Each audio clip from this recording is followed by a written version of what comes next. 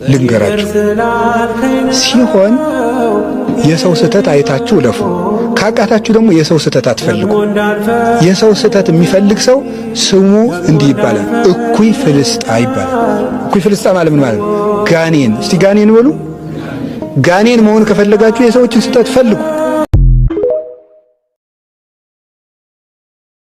ብታጡ ብትነጡ ራሳችሁን ማጥፋት የለባችሁ ሰው ቢጠላችሁ ባይሳካላችሁ ብትደህዩ ትምህርት ራስ ውጤት ባይመጣላችሁ ባትቀጠሩ ዘመዶቻችሁ ቢጠላችሁ ጓደኛ ባይኖራችሁ ገንዘብ ባይኖራችሁ በክርስቶስ ደም የተገዛው ቅዱስ መቅደስ ነኝ ብላችሁ በዚህ ብቻ ደስላችሁ ይገባል ስለወደደን ስለጠራን ስላነጻን ስለቀደሰን ወገኖቹም ስላደረገን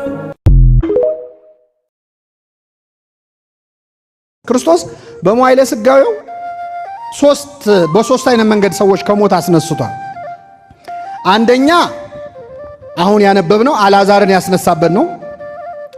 ሁለተኛ ወለተ ኢያኢሮስን ቤት ድረስ ገብቶ በተኛችበት ጣቢታ ሆይ ምን በይ ተነሽ ብሎ በተኛችበት አስነሳት ቤት ውስጥ እያለች። ሁለተኛ የአንዲት ሴት ደግሞ ልጅ ወጣት ልጅ በአስራዎቹ ዕድሜ ያለ ወጣት ልጅ ሞቶ ሊቀበር ሬሳውን ይዘው ሲሄዱ መንገድ ላይ እናትየው ከኋላ ወይኔ ልጄ እያለች እየጮች እያለቀሰች አስቁሞ አስነሳው። ቀባሪዎቹ እልል እያሉ ወደ ቤት ተመለሱ ማለት ነው። ሶስተኛ ያስነሳው ማንን ነው? አልዓዛርን ነው።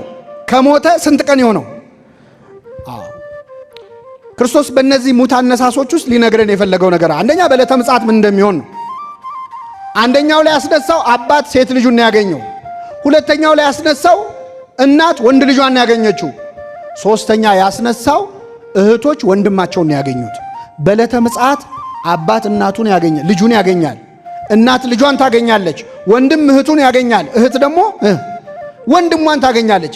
ያንዴ ሲመጣ እንዴት እንደሚያስነሳ ከየእድሜው አስነስቶ አሳየን ክርስቶስ።